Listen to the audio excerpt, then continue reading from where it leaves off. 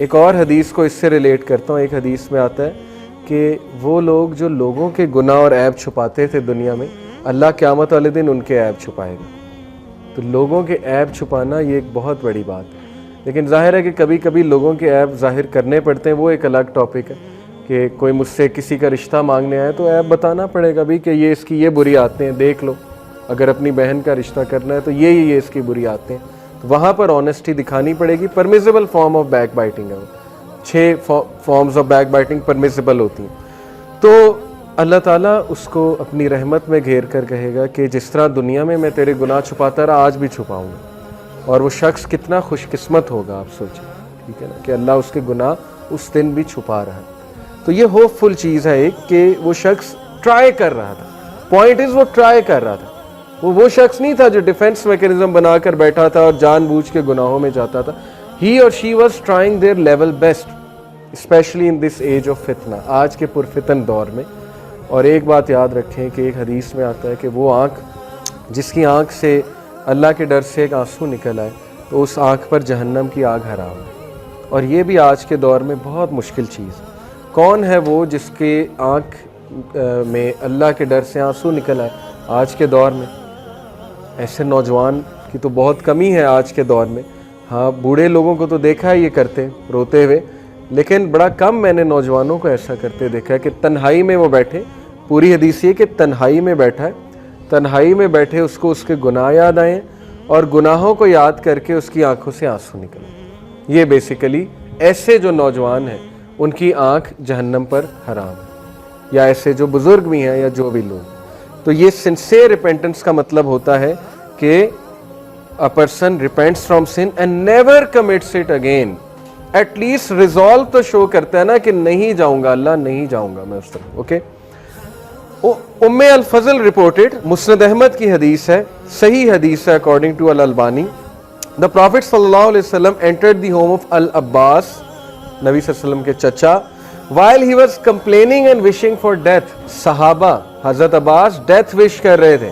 کبھی کبھی انسان اتنا بے بس ہو جاتا ہے، میں یہ نہیں کہہ رہا ہے گناہ کی وجہ سے بے بس تھے، کوئی اور وجہ ہوگی، لیکن کبھی کبھی انسان اتنا مایوس ہو جاتا ہے، گناہ کے ہاتھوں اتنا تنگ آ جاتا ہے اور کہتا ہے کہ میں مر ہی جاؤں تو بہتر. There is no charm for me in this world. میں نے کئی ایسے ای میلز پڑھی ہیں، میرے پاس ای میلز ہیں ینگسٹرز کی کہ آئی وش فار ڈیتھ، میری سول شیٹرڈ ہے، میں مرنا چاہتا ہوں، میں زندہ ہی نہیں رہنا چاہتا. ایسی میرے پاس ای میلز موجود ہیں. تو حضرت عباس ہی واز وشنگ فار ڈیتھ. دوسری بات یہ ثابت ہوتی ہے کہ ہم اچانک سے کہہ دیتے نا اس کا ایمان دیکھو کتنا ڈاؤن ہے، ایسی کوئی بات نہیں ہے. حضرت مریم علیہ السلام کے الفاظ موجود ہیں قرآن میں کہ ہائے کاش کہ میں مر ہی جاتی تو بہتر تھا، some thing like this. Okay, تو یہ مومن پہ آ جاتا ہے ڈپریشن کا فیز، کوئی بات نہیں، اس کا یہ مطلب نہیں ہے کہ وہ مومن ہی نہیں رہا. The Prophet صلی اللہ علیہ وسلم said, "O Abbas, O uncle of Messenger of Allah, do not wish for death." موت کی تمنا نہ کریں. If you are a good doer, your goodness will be added to your goodness and it will be good for you. اگر آپ نیک اعمال کرنے والے ہیں تو نیک اعمال آپ کے انکریز ہوں گے. If you are an evil doer, you will be given time to make توبہ for your evil and it will be good for you. کتنی خوبصورت بات ہے کہ عباس آپ کیوں موت کی تمنا کریں، اگر آپ نیک اعمال کرنے والے ہیں تو آپ کے نیک اعمال بڑھیں گے اور یہ اچھی بات ہے. لیکن اگر آپ کے کوئی گناہ ہے تو آپ کو موقع مل جائے گا گناہوں کی توبہ کرنے کا. تو یہ پازیٹیو تھنکنگ ہے، اوکے، کہ میں نے جینا ہے تاکہ اللہ مجھے موقع دے میں گناہوں کی جو ہے وہ توبہ کر سکوں. بلکہ جب آپ صبح اٹھیں اللہ کا شکر کریں، اللہ thanks for giving me another day to repent. مجھے آپ نے موقع دیا توبہ کرنے کا، کہیں میری موت نہ آ جاتی گناہ کی سٹیٹ میں. اوکے، یہ پازیٹیو تھنکنگ ہے. ایک اور حدیث ہے مسند احمد کی، یہ بھی صحیح ہے. The messenger of Allah صلی اللہ علیہ وسلم said, Allah Almighty said, O son of Adam, stand for me and I will walk to you, walk to me and I will run to you.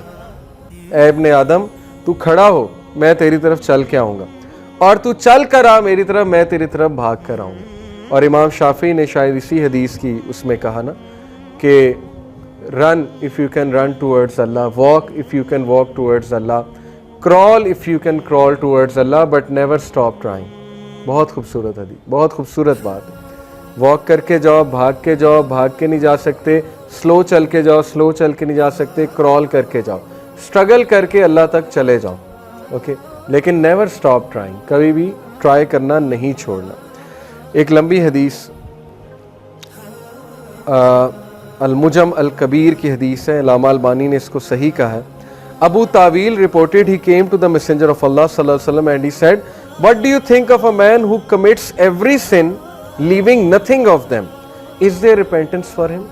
اس شخص کے بارے میں کیا کہیں گے کہ جس نے ہر گناہ کیا ہوا ہے اور کوئی بھی گناہ نہیں چھوڑا, تو کیا اس کی ریپینٹنس قابل قبول ہے؟ The Prophet sallallahu alaihi wasallam said, "Have you embraced Islam?"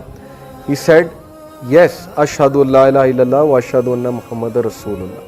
The Prophet said, "Yes, perform good deeds and leave evil deeds, then Allah will turn all of them into good deeds for you." تمہارے evil deeds کو بھی اللہ good میں turn کر دے گا اگر تم sincere repentance کرتے ہو.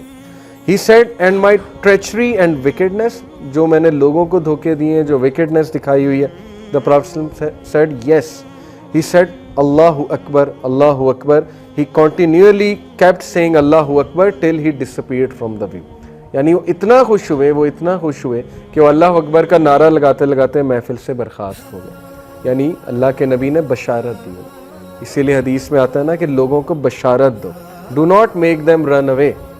ان کو بھگاؤ نہ اسلام سے, ان کو بشارت دو. They have come to listen good words from you. Fuzail, امام فضیل ابن ایاد, بہت بڑے سلف اور one of the greatest names in spirituality, Islamic spirituality, Fuzail ابن ایاد. فضیل ابن ایاد رحمہ اللہ کا قول ہے, اس کی سورس التوبہ ابن ابی الدنیا 64. He said, "By the measure of how small a sin seems to you, such is it enormous to you." کیا مراد ہے کہ جتنا تم ایک گناہ کو چھوٹا سمجھتے ہو اتنا وہ گناہ اللہ کے نزدیک بڑا ہے.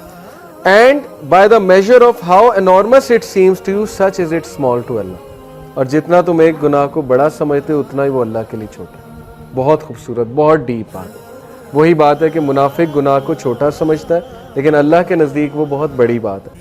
اور صحیح مسلم کی ایک حدیث ہے کہ کبھی کبھی انسان منہ سے ایسے الفاظ نکالتا ہے جو اس کے لیے بہت چھوٹی سی بات ہے, لیکن اس الفاظ کے بدلے اللہ تعالیٰ اسے جہنم کی گہرائیوں میں پھینک دیتا ہے. یعنی کہ اتنا غصہ اور اتنا غضب اللہ کا وہ انکر کر لیتا ہے ان الفاظ کی وجہ سے کہ اللہ تعالیٰ جو ہے وہ ظاہر ہے پھر اس کے ساتھ اس طرح کی ڈیلنگ کرتا ہے. تو جتنا آپ گناہ کو گناہ سمجھیں گے اتنے معافی کے چانسز ہیں. اور جس دن گناہ روٹین بن گیا تو اس سٹیٹ سے بچیں. ابن قیم نے کہا کہ when a sin becomes routine for you, then fear the day, جب آپ اللہ کے سامنے کھڑے ہوں, کیونکہ یہ پھر ایک ہوپلیسنس کی طرف آپ جا رہے ہیں. توبہ ہی نہیں کر رہے, روٹین بنا لیا ایک گناہ کو, بہت لائٹ لے لیا آپ نے ایک گناہ کو, تو پھر اٹ مینس کہ دل پر بہت زیادہ کام جو ہے وہ ہونے والا ہے. تو گناہوں سے نکل کر جو ہے وہ نیکی کی طرف آنا ہے, اور نیکی کی طرف آنے کے سٹیپ نمبر 1 یہ کہ توبہ کریں, ریپینٹنس کریں, اور بہت زیادہ نیک نیتی کے ساتھ, ڈٹرمنیشن کے ساتھ جو ہے وہ ریپینٹنس کریں.